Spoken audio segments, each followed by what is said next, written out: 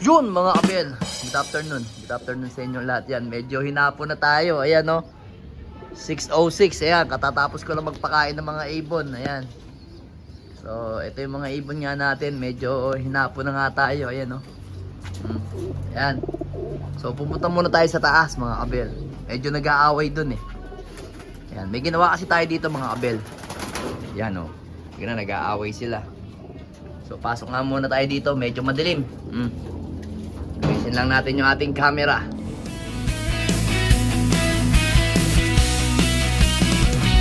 Sa himpapawid, nagsisimula ang laban.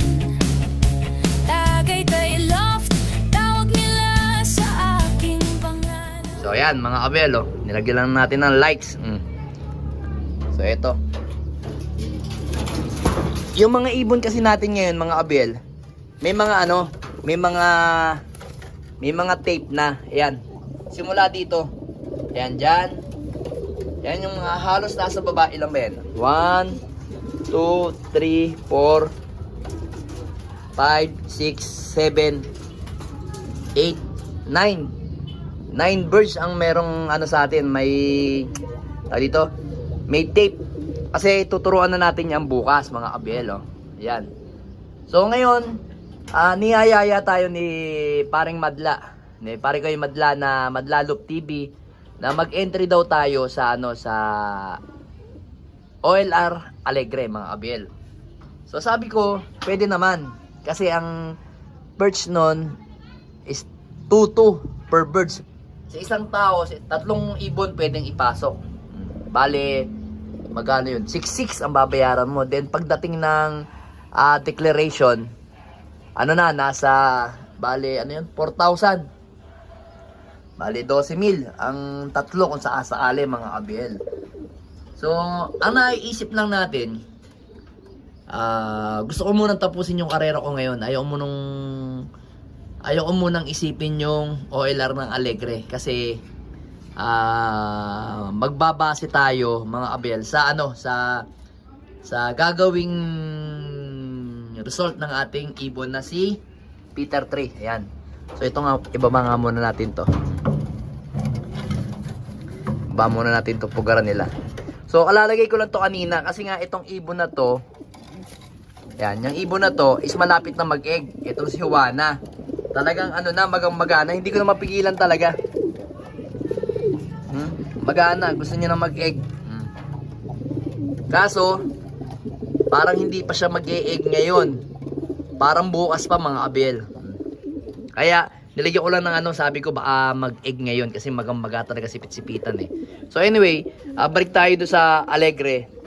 So sabi ko, pwede naman ako mag-entry. Basta tingnan ko muna kung anong pwede nating ipasok sa mga ibon natin at saka gusto ko muna makita yung result ng ano, ng ating karera ngayong South. Kasi sa ating karerang South ng PUF is nakaparte na tayo. Kaso nga lang, pambili lang ng Candy Crush. 5,000 lang yung nakukuha nating super set winner. Kasi almost 189 kaming live sa PUF. Yun, halos naubos yung ibon sa PUF nung Matnog. So ngayon, based do sa aming coordinator, 3 pa lang ang nakakapagpauwi doon sa aming patibayan. So ang patibayan nga namin is naglalaro na sa 90,000. So yun nga, as of now wala pa rin si Peter 2, pero proud pa rin ako sa kanya kasi meron siyang iniwan sa atin kahit kaunting nakakurot siya ng kaunting superset sa Young Bird, All Bird sa KO. So yun nga, sana this BBC, ito naman kapatid niya, ito si Peter 3. Yan mga kabel. Sana merong magandang gawin sa BBC kasi siya na lang yung live natin, pero nandito pa naman si Juana at si Pili. Ayan. Ito kasi si Pit eh, ano, si Pit oh, ayan. Si Pit nga pala is plano natin yung ilaban sa BBC Summer. Ayan. Kasi medyo 50-50 tayo sa mga summer natin na young bird like nito. Ito si Peter 4 yan Peter 4 yan at saka ito Peter 4. Ayan. Si 6'4 at saka si 6'5. Ano ba si 6'5? Ay, ito pala si 6'5. Tanda ko eh, no? Mga kabelo. Ayan, 6'5 oh. Ayan, si 6'5. Ito si 6'4. Then ito naman yung naalaban natin sa TGRC. Yan yun. Naalaban natin sa TGRC itong isang ibon na to. To. Yan. Teka lang, no. Andali lang. At medyo nagagalit si Peter 3. Andali lang mga kapilo. Ito ka, yan, no. Yan. Kasi ito, naalaban to sa TGRC. Nga pala, doon sa mga gustong maglaro ng TGRC, yan. Sa this February 16 to 20, first training nila. So yun, meron tayong young bird na isa. So may-ari nga nun is si Sir Ronald Gonzales, yan. Shoutout nga pala sa iyo, Sir Ronald Gonzales, yan. Yung may-ari ng Kalapatids Mix Pids, yan. Dalawa lang yung young bird natin, 50-50 pa tong isa. Ito, nagro-ronda pa lang ngayon eh. So titingnan natin kung kakayanin yan mga abelo. Sayang yan. Peter pa naman yan. So mabalik tayo do sa Alegre OLR. Ang plano kong i-entry doon kung sakasakali is lahi nito. Lahi ni Peter 3, Peter 4, yan. Mga dugo niyan, yung ibig sabihin yung mga kapatid niya na ilalabas ni Miss Peter at saka ni Vandenbroek, yun ang ipapasok ko. Then yung magulang naman nito at saka nito, yan ang magulang nito. Yan. Ang magulang niya na si Peter B at saka si Arandok, Jansen Arandok. Plano ko, isa doon kukuha tayo sa anak kung sakasakali makapag-entry tayo. Kasi syempre, ang ilalagay natin is yung alam natin na talagang lalaban ng dikdikan sa arera mga abel. So meron naman tayong pwede pang ipasok si lahi ng NPL natin yan. Lahi ng pula natin si NPL. Tsaka si pangalan to? Si Pastel. Kaso nga lang, syempre, ngayon, inilalaban ko pa lang ang lahi ni NPL. Ito at saka to si NPL kasi ito. So ngayon, pero kasi mas gusto ko kasi talagang ilaban is lahi ni Peter Big. So yung si Peter 3, kasi is lahi ni Peter B. Yan. Bali anak lang ni Peter B si Miss Peter. So ito, bali ito kahit bata to, ito siguro kak ba to? Mukhang kak to eh. Ito tiyuhin to ni Peter 3 at saka ni Peter 4 yung dalawa. Yan, at saka to. Yan.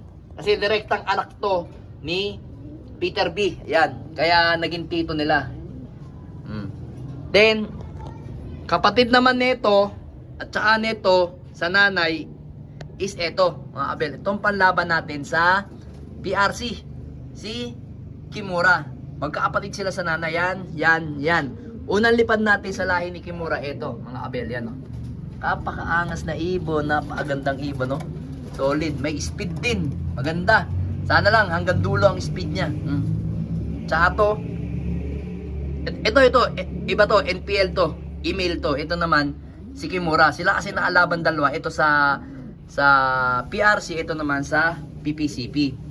So, siguro, mauna to mag-derby bago to. Yun, mga abel. Then yung iba, tuturuan na natin yan bukas. Ilalabas na natin yung mga yan dito na walang cage sa labas. Yan, lalagyan na natin dito na walang cage. Kasi nga, kailangan na natin silang turuan kasi medyo nagkakaedad na. Alam niyo naman, hirap na hirap ako magturo sa mga young bird ko, lalo na ang pwesto ko is masyadong mababa. Ang tataas ng mga katabi kong bahay. Kaya medyo naglalagay tayo ng tape. Lahat yan may tape na, mga abelo. Sa kaliwa, pagkaharap natin sila, kaliwa. Pero pag nakaharap sila sa ating kanan. Yan. Ito, anak din ni Miss Peter. Ayan. Anak ni Miss Peter to. At saka, asa pa? Ayan. Miss Peter yan. Miss Peter, oh. Kapatid naman yan ni na Peter 4 sa nanay. Halos magkaadugo lang, mga abelo. Ito talaga nagaganda na ako dito si Sante. Mukhang titira to, oh. Ilaban natin yan sa BBC kahit all bird lang. Yan, pang all bird natin. Maganda kasi ang premium sa all bird ng BBC.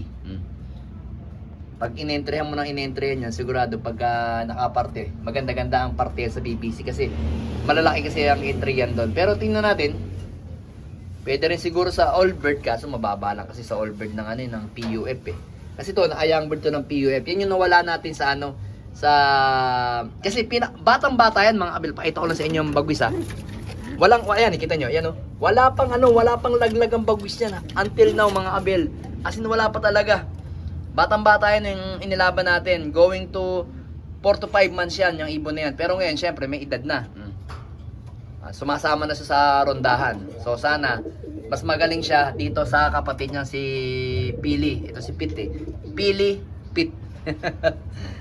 So alin pa ba yung mga adugo dito ng mga ibon natin? Ito kasi Peter Maselan kasi to. Peter Maselan. Asa pa Peter Maselan dyan? Isa, dalawa.